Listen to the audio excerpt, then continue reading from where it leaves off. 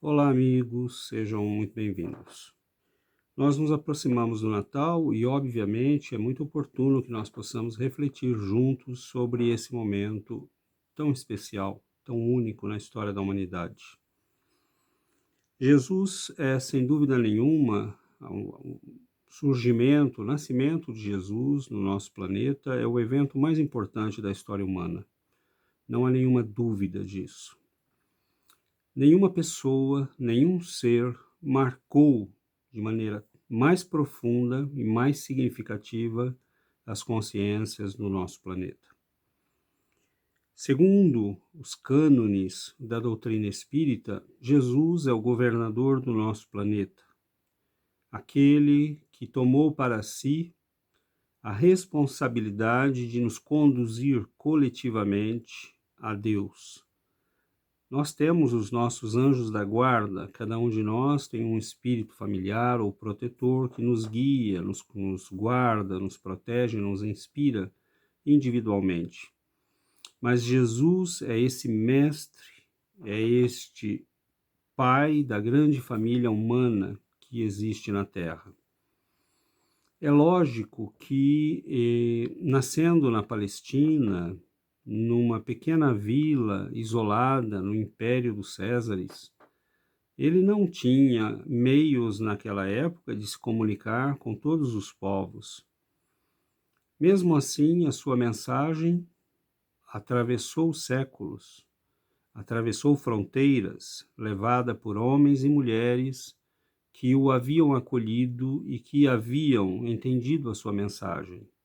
Homens como Simão Pedro, como os discípulos todos que o seguiram ainda em vida, como Paulo de Tarso, Lucas e tantos outros que vão propagar a mensagem do Cristo, escrever sobre ele, dar testemunhos pessoais sobre ele e que vão finalmente levar esta mensagem para todos os cantos da terra.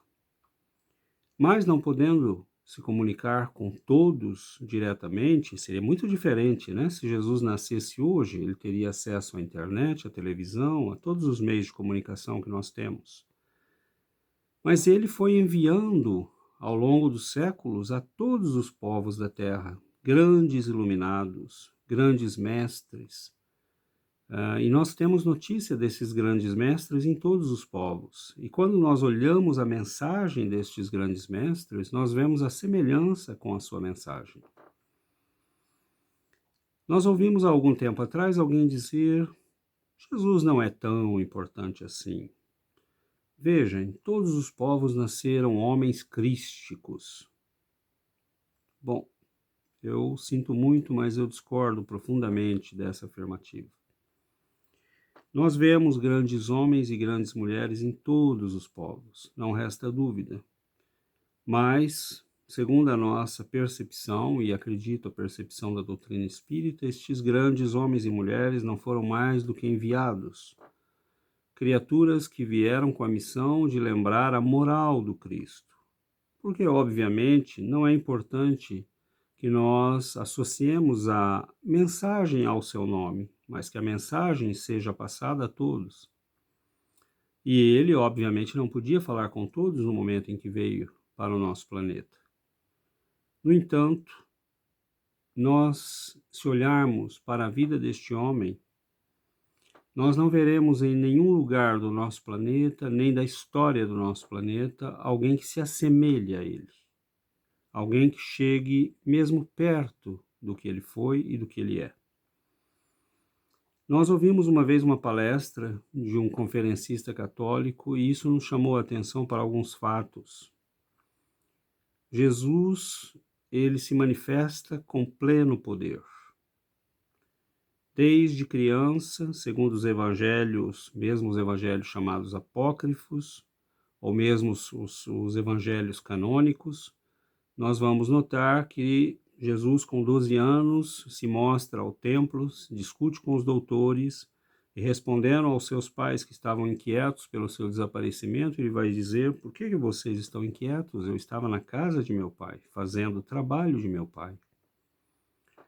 Isso mostra uma perfeita consciência, uma alma que não estava limitada pelas configurações de um corpo material, mas uma alma que já estava plenamente consciente da sua missão.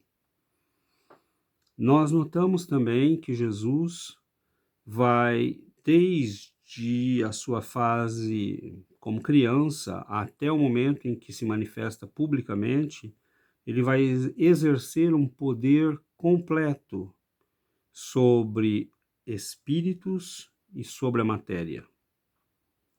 Nós não vemos na história de nenhum destes grandes homens e mulheres que passaram pelo planeta, nenhum deles vai agir com a autoridade moral com a qual ele agiu. Nenhum deles vai curar paralíticos, limpar os olhos aos cegos, curar hemorragias. Nenhum deles vai curar leprosos. Nenhum deles vai andar, caminhar sobre a água. Nenhum deles vai dizer aos próprios elementos naturais, no meio de uma tempestade, cala-te, basta. Então Jesus era alguém que tinha um manifesto poder não só sobre espíritos, porque ele vai dizer também a espíritos perturbadores e obsessores, saiam, e eles obedeciam imediatamente.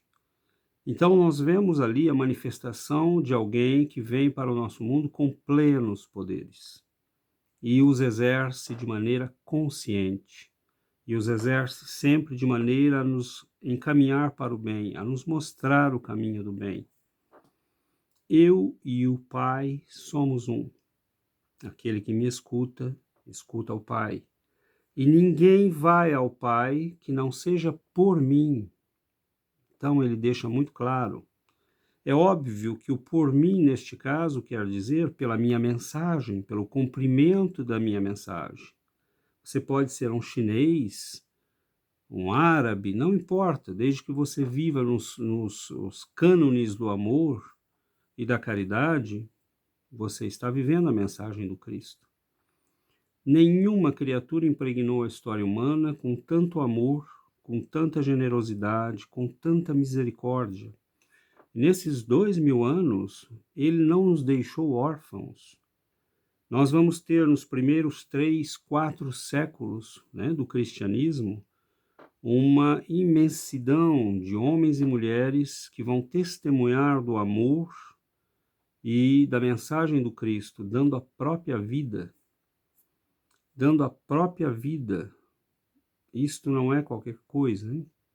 Não é você dizer, bom, eu sou cristão, mas, bom, amanhã eu vou fazer.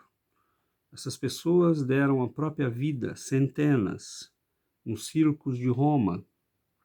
Mas nós esquecemos isto. É como se a nossa civilização não tivesse esta base. Este é o fundamento da nossa civilização. Esta é a marca da nossa civilização, da nova era que começa com a vinda do Cristo. Assim como ele deu a vida por nós, estes homens e mulheres vão dar testemunho diante dos grandes senadores, imperadores e autoridades do Império Romano. Ele não nos deixa órfãos e ao longo dos séculos nós vamos vendo a vinda de grandes mensageiros, de discípulos. Vocês farão o que eu faço e muito mais, e o farão em meu nome, porque aquilo que pedirdes em meu nome o Pai vos concederá. E aí nós veremos homens como Francisco de Assis curando.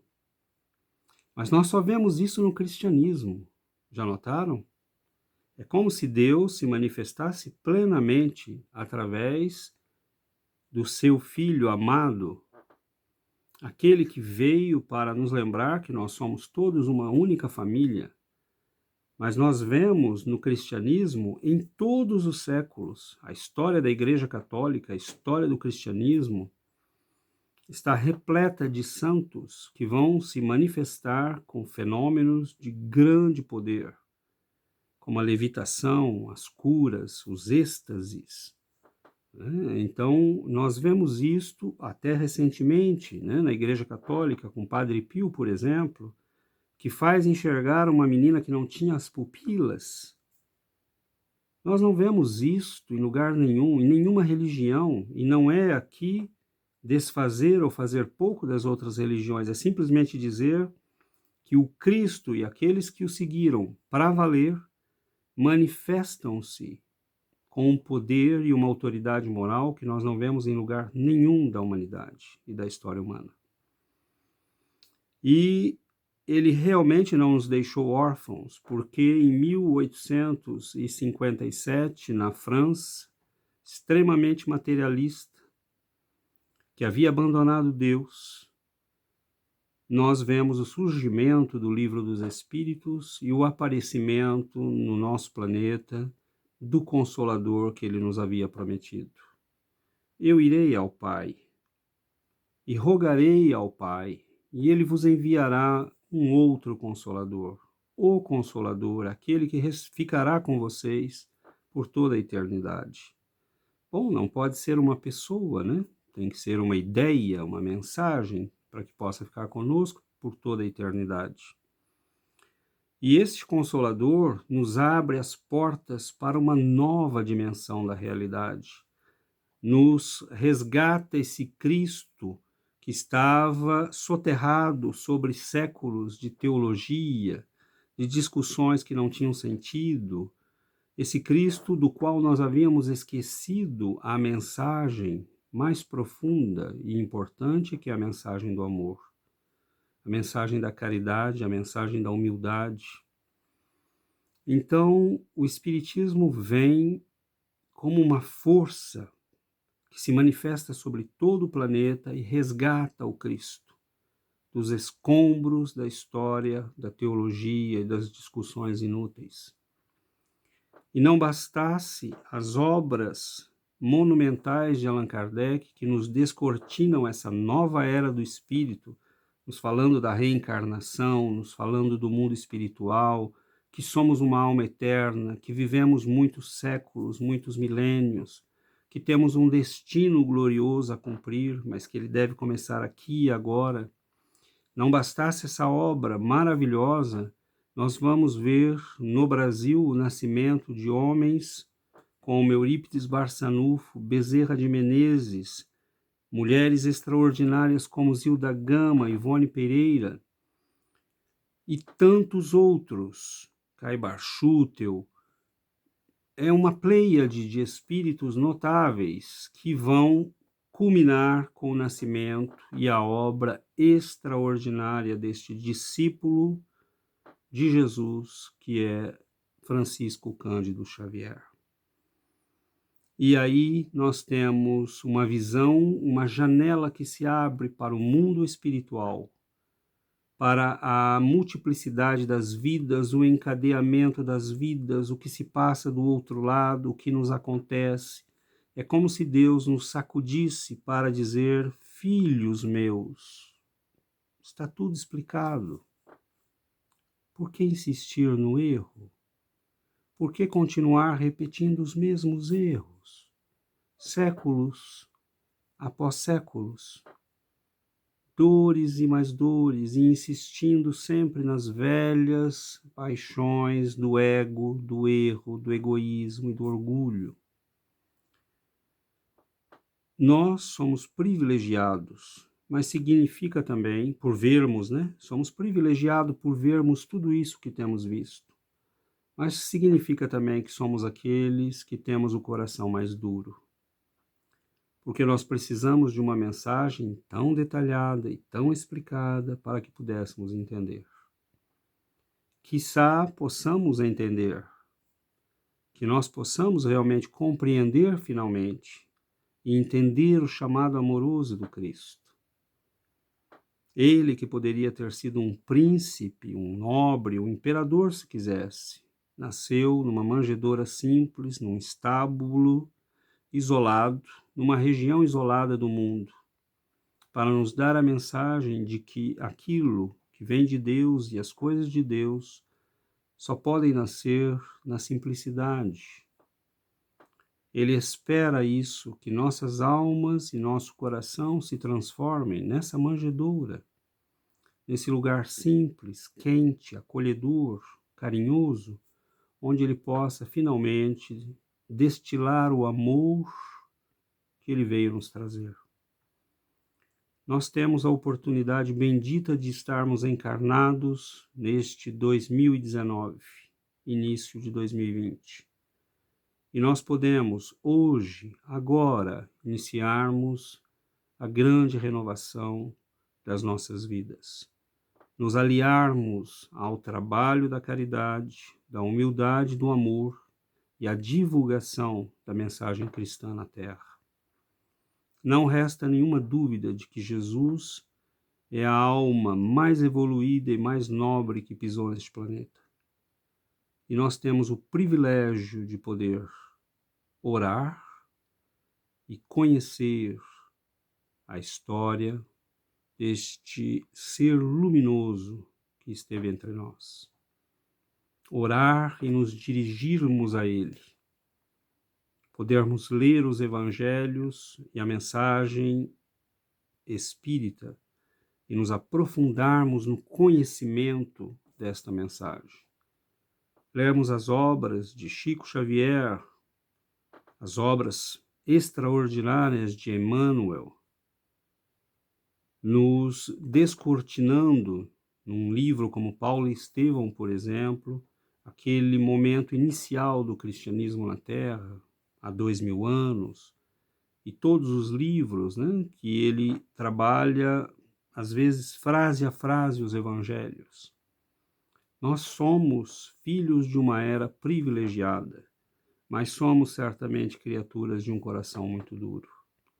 Que Deus, neste Natal de 2019, possa nos dar a possibilidade de preparar o nosso coração como aquela pequena manjedoura, simples, acolhedora, generosa, que recebeu a criatura mais luminosa que já pisou neste planeta.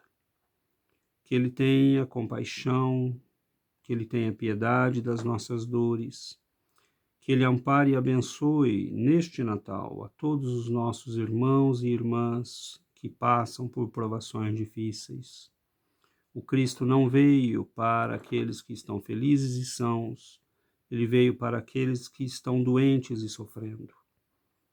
Então, enquanto nós celebramos a sua festa com jantares suntuosos, Ele caminha certamente solitário com suas falanges de anjos pelas prisões, pelos lugares abandonados, pelos prostíbulos infestados de criaturas necessitadas, pelas prisões dos hospitais psiquiátricos.